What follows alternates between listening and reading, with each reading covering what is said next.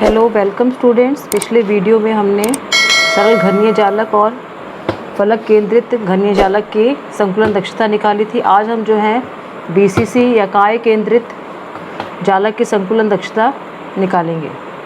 इसके लिए मैंने पहले से ही बना रखा है इस तरह से, क्योंकि ये घन है। इस तरह से घन का निर्माण होगा। सारी भुजाएं जो है बराबर हैं,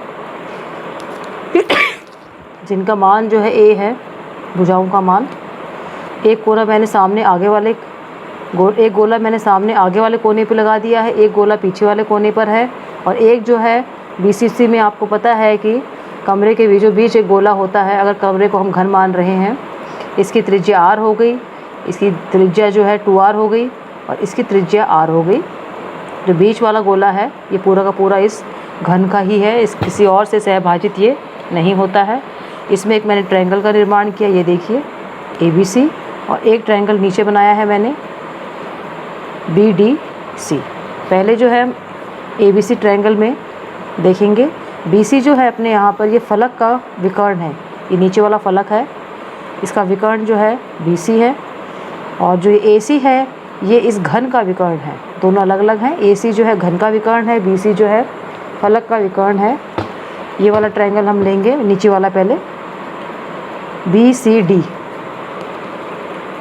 BCD में देखेंगे BC square is equal to BD square plus CD square.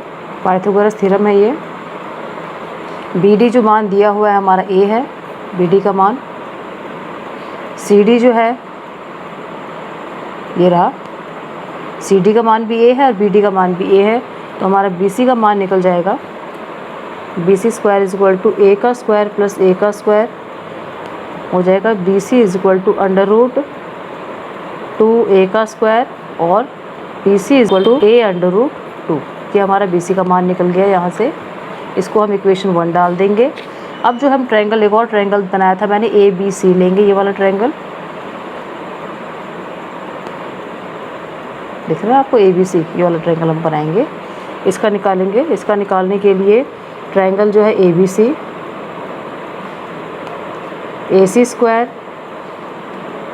Is equal to AB, AC square ये हाइपोटेन्यूज हो गया। AC square is equal to BC square plus AB square. Triangle ABC में हो जाएगा AC square is equal to AB square plus BC square.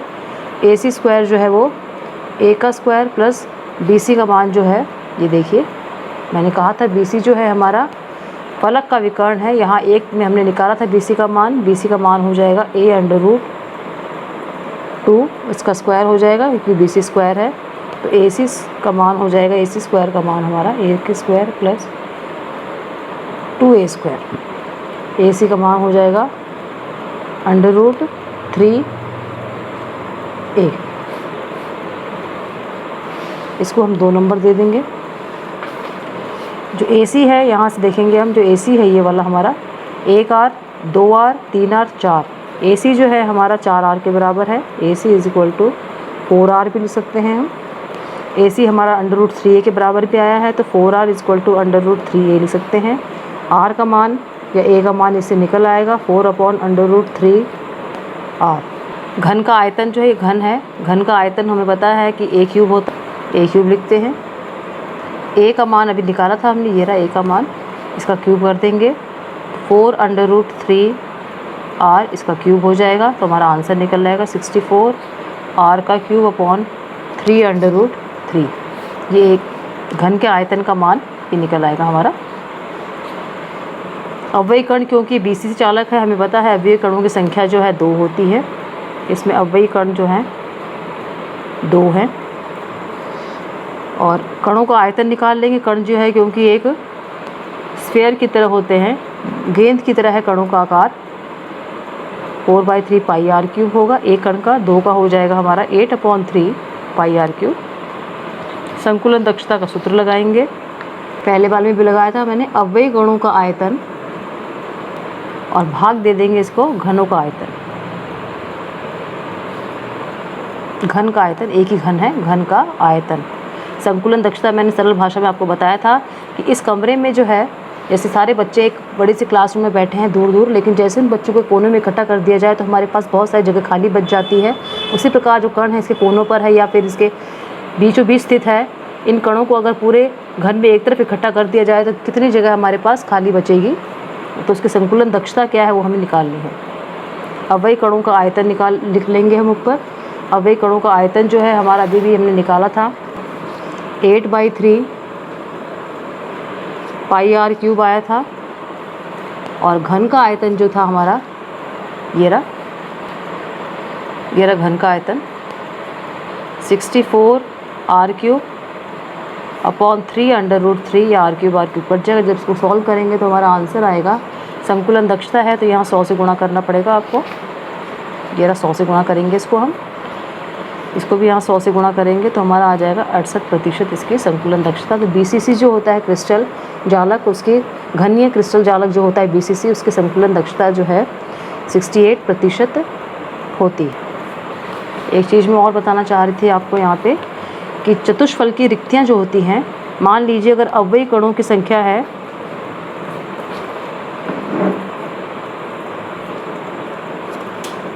अवयव कणों की संख्या हमारे पास n है, तो चतुष्फल की रिक्तियाँ जो होती हैं उनकी संख्या जो होती है हमेशा, चतुष्फल की रिक्तियों की संख्या जो होती है हमेशा अवयव कणों की संख्या से दुगनी होती है, तो 2n लिखेंगे इसको। जबकि अष्टफल की रिक्तियाँ जो होती हैं इनकी संख्या जो हमेशा जो है अवयव कणों के बराबर होती है। इसको आप याद रखेंगे। अगर अवयव कणों की संख्या चाहे वो कोई सा भी चालक हो, CCP हो, SCP हो या BCC हो, अगर अवयव कणों की संख्या n है तो चतुष्फल की रिक्तियों की संख्या हमेशा उसकी दुगनी होगी, और अष्टफल की रिक्तियों की संख्या भी अवयव कणों की संख्या के बराबर होगी। और अगर हम कहेंगे कुल रिक्तियाँ कितनी हैं इसमें, तो कुल रिक्तियाँ निकालने के लिए हम चतुष्फल की और इसको जोड़ लेंगे तो हमारा मान आएगा 3n।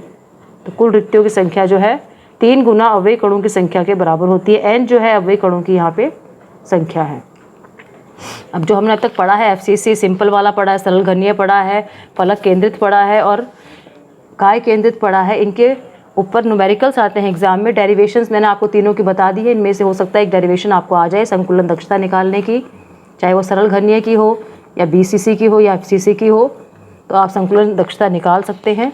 उसके अलावा न्यूमेरिकल्स जो हैं वो किस प्रकार से आप अगर आते हैं एग्ज़ाम में तो कैसे आप हल करेंगे वो आपको बता देते हैं। इंपॉर्टेंट न्यूमेरिकल्स जो एग्ज़ाम में आ सकते हैं, इंपॉर्टेंट न्यूमेरिकल्स के लिए आपको जो एक छोटा सा चार्ट बनाया है मैंने, BCC, FCC और CCP जो है अवयव कणों की संख्या लिख दी मैंने यहाँ पे, अष्टफल की रिक्तियाँ लिख दी इनके सामने जो अवयव कणों की संख्या के बराबर होती हैं, चतुष्फल की रिक्ति संख्या डबल होती है, डबल लिख दी मैंने, कुल रिक्तियों की संख्या लिख रखी है, और सामने एक संकुलन दक्षता भी मैंने इनकी लिख दी है किसमें कितनी होती है, जिसको आपको निकालने में आसानी रहेगी।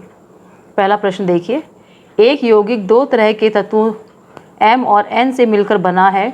तत्व N जो है वो CCP या FCC दोनों एक ही चीज़ है, और M के परमाणु चतुष्फल की रिक्तियों के 1/3 भाग को घेरते हैं। यौगिक का सूत्र बताइए। इंग्लिश वाले बच्चों के लिए, what will be the formula of a crystal which is formed of 2 elements M and N in which N forms CCP or FCC structure and M occupies 1/3 of tetrahedral voids। पहले हम इस जो प्रश्न आता है हमारा उसमें ढूंढना पड़ता है कि जो हमने पढ़े हैं FCC, CCP और BCC उसमें से कौन सा है। ये हमारा FCC प्रकार का है, तो हमें पता है कि FCC जो होती है या CCP होता है उसमें परमाणुओं की संख्या कितनी होती है, अभी मैंने ऊपर बताया था आपको, अणुओं की संख्या 4 होती है। तो CCP या FCC में अवयव कण होते हैं 4 अवयव कण होते हैं। जैसे हमें अवयव कणों की संख्या मिल गई, यहाँ पे एक शब्द आया था चतुष्फल की रिक्तियाँ, देखिए तो हमें पता है चतुष्फल की रिक्तियों की संख्या जो होती है इसकी दुगनी होती है, तो ये हमारी हो जाएंगी 8। M के परमाणु जो है चतुष्फल की रिक्तियों के 1/3 भाग को घेरते हैं, तो M परमाणु की संख्या हो जाएगी। जो अवयव कण थी ये हमारी हो गई N परमाणुओं की संख्या, क्योंकि N परमाणु जो है वो CCP का जालक बना रहे हैं, तो N परमाणुओं की संख्या जो है हमारे कणों की संख्या के बराबर हो गई 4। चतुष्फल की रिक्तियों की संख्या हमने 8 निकाल ली। M परमाणु जो हैं वो चतुष्फल की रिक्तियों, M परमाणु चतुष्फल की रिक्तियों का 1/3 भाग घेरते हैं, तो कितने हो गए M परमाणु, 1/3 को 8 से गुणा कर देंगे तो इनकी परमाणुओं की संख्या निकल जाएगी। M के परमाणु दोनों का हमें रेशियो मिल गया है, N/M मिल गया है। N हमारा 4 आया था, M हमारा हो गया 8/3। 3 हो गया। n/m का जो है वो हो गया हमारा 3:2 हो गया। तो इसका सूत्र बन जाएगा, ये हमारा सूत्र है उस यौगिक का जो इस प्रकार का क्रिस्टल का स्ट्रक्चर बना रहा है और जिसमें 1/3 जो है वो m परमाणु जो चतुष्फलकीय रिक्तियों के भाग को घेर रहे हैं। अगला है प्रश्न, वर्गाकार द्विमीय निबिड़ संकुलन का चित्र बनाइए। Draw structure of square close packing in 2 dimension. अब इसने 2 डायमेंशन बनाया तो सबसे पहले जो है आप x और y जो है अक्ष बना लीजिए। अगर इसको आप x बोलते हैं तो ये आपका y अक्ष हो जाएगा। 2 डायमेंशन बोला है तो मैंने 2 अक्ष बना लिए हैं। इस पे आप पहले गोले बना लीजिए। प्रश्न में था कि वर्गाकार द्विमीय निबिड़ संकुलन जो है उसका चित्र बनाना था ये हमें। इसमें कोई भी एक कण, हम जैसे मैंने ये उठाया कण, इसके चारों तरफ जो है एक कण ये रहा, एक कण ये रहा, जो इसको टच कर रहे हैं, एक कण ये रहा, एक कण ये रहा। जैसे ही इनके सेंटर्स को आपस में मिलाएंगे तो हमारा जो चित्र ये प्रश्न में चाह रहा है वो हमारा मिल जाएगा। ये देखिए, वर्गाकार द्विमीय निबिड़ संकुलन का चित्र इस प्रकार से होगा। आप चाहें तो साथ में लिख सकते हैं समन्वय संख्या कितनी है, 4 हो गई, क्योंकि एक जो है परमाणु वो एक अवयवी कण जो है 4 से टच हो रहा है तो इसके समन्वय संख्या यहाँ पे हम 4 लिख देंगे। नेक्स्ट क्वेश्चन देखिए इसका, नेक्स्ट क्वेश्चन कौन सा करेंगे हम। अगला प्रश्न देखिए, एक जालक जो कि x तथा y परमाणु से मिलकर बना है उसका अणुसूत्र बताइए जबकि x परमाणु घन के कोनों पर है तथा y फलक के केंद्र पर स्थित है। एक रफ सा चित्र बना लेंगे इसका। ये कह रहा है कि जो x है परमाणु जो है उनकी स्थिति बता रहा है, y परमाणु की स्थिति बता रहा है, x परमाणु जो है घन के कोने पर स्थित है। हमें पता है कि x परमाणु अगर घन के कोने पर स्थित है तो उनका कितना भाग इस घन को मिलेगा, 1/8 × 8 कर देंगे तो 1 हो जाएगा ये। और ये कह रहा है कि जो y परमाणु है वो फलक पर स्थित है, यहाँ पर है y परमाणु, ये देखिए 6 फलक होते हैं और एक परमाणु जो है 1 2 3 4 5 और एक ये आगे वाला फलक 6। एक परमाणु जो फलक पर उपस्थित है वह 2 1 कोष्टिका के बीच में सहभाजित होता है तो 6 का हो जाएगा 1/2। इस कोष्टिका को कितना भाग मिलेगा, इसका 3 भाग मिलेगा। y परमाणु जो है घन के फलक पर स्थित है तो उसका कितना भाग हो जाएगा, 3 भाग हो जाएंगे। जो कोनों पर है वो 1 परमाणु हो जाएगा, कुल मिलाकर ये 3 परमाणु हो जाएंगे। तो x परमाणु जो घन के कोनों पर स्थित है, जब उस पूरे 8 परमाणु जो यहाँ पड़े हैं इस कोष्टिका को देखेंगे, इन 8 में कितना हिस्सा मिलेगा तो पूरे मिला के एक अवयवी कण बनेंगे, ये एक कण हो गया। और जो फलक पर स्थित है 6, क्योंकि ये 2 के बीच में सहभाजित हैं तो y परमाणु कितने हो जाएंगे, y परमाणु की संख्या हो जाएगी 3। तो x/y का रेशियो निकालेंगे 1:3, तो सूत्र हमारा हो जाएगा xy3। मैंने शायद इंग्लिश में इस क्वेश्चन को नहीं बोला था। What will be the formula of A crystal latex in which x occupies corner of A cube and y is located at the face. अगला क्वेश्चन देखिए, एक यौगिक में x FCC जालक का निर्माण करते हैं जबकि y के परमाणु अष्टफलकीय रिक्तियों के 2/3 भाग को घेरता है, इसका सूत्र क्या होगा। In a crystal x forms FCC and y occupies 2/3 space of octahedral voids माने रिक्तियाँ। What will be the formula of that compound. जिसमें इस तरह का स्ट्रक्चर दिया हुआ है उसका क्या सूत्र बनेगा। यहाँ देखिए, इस FCC शब्द को आपको पकड़ना है कि FCC जो है वो कहाँ पर है और 2/3 जो है उसकी जगह जो है 2/3 जो है वो कौन घेर रहा है। y के परमाणु जो है अष्टफलकीय रिक्तियों का 2/3 भाग जो है वो घेर रहे हैं। क्योंकि FCC जालक दिया हुआ है तो हमें पता है FCC में जो है परमाणुओं की संख्या कितनी होती है, वो आपको भी मैंने एक चित्र बना के दिखाया था। FCC में जो है परमाणुओं की संख्या जो होती है 4 होती है, अवयवी कणों की संख्या 4 होती है। अब क्योंकि जो x है वो FCC जालक का निर्माण कर रहा है तो x परमाणु की संख्या हो जाएगी 4। FCC में परमाणुओं की संख्या 4 होती है, x परमाणु जो है वो FCC बना रहा है तो x परमाणु की संख्या हो जाएगी 4। और जो y परमाणु है उसके बारे में दिया हुआ है कि अष्टफलकीय रिक्तियों का 2/3 भाग घेरता है। अष्टफलकीय रिक्तियों की संख्या मैंने आपको बताई थी कि FCC जालक में कितनी होगी। अष्टफलकीय रिक्तियाँ जो है अवयवी कणों के बराबर होती हैं तो अष्टफलकीय रिक्तियों की संख्या जो है 4 हो जाएगी इसकी। अब जो अष्टफलकीय रिक्तियों की संख्या होगी उसका 2/3 भाग जो है हमारा y परमाणु घेर रहा है तो y परमाणु की संख्या हो जाएगी 4 × 2/3 हो जाएगा इसका, इक्वल टू हमारा हो जाएगा 8/3। ये y हो गया, x हमारा था x/y का रेशियो निकालेंगे, x हमारा 4 था, y हमारा 8/3 हो गया। ये कट जाएगा, ये 2 1 आ जाएगा और ये 2 आ जाएगा तो 3:2 रेशियो हो गया, x का 3 y का 2, यह हमारा सूत्र बन जाएगा उसका। एक क्वेश्चन और है, इसके बाद जो है हम अगले वीडियो में कंटिन्यू करेंगे, वीडियो को लंबा नहीं खींचेंगे। A और B से मिलकर एक यौगिक का निर्माण करते हैं। A BCC संरचना बनाता है जबकि B परमाणु चतुष्फलकीय रिक्तियों में आता है। A और B से मिलकर एक यौगिक का निर्माण करते हैं। A BCC संरचना बनाता है जबकि B परमाणु चतुष्फलकीय रिक्तियों में आता है। अणुसूत्र बताना है हमें, इसका अणुसूत्र क्या होगा। A compound is formed from A and B in which A forms BCC structure, B element occupies tetrahedral voids. What is the formula of that compound? इसमें भी BCC का दिया हुआ है। BCC का मैंने आपको बताया था कि BCC में अणुओं की अवयवी कणों की संख्या 2 होती है। A BCC संरचना बना रहा है। A के परमाणुओं की संख्या, BCC में जो है परमाणु जो है उनकी संख्या जो होती है 2 होती है, तो A परमाणुओं की संख्या 2 हो गई। B परमाणु चतुष्फलकीय रिक्तियों में आता है। BCC संरचना में जो है चतुष्फलकीय रिक्तियों की संख्या होती है डबल। कितनी होती है? 4 होती हैं। तो B परमाणु की संख्या हो गई 4 हो गई। दोनों का रेशियो निकाल लेंगे A/B। A का हमारा 2 आया था, B का हमारा 4 आया था।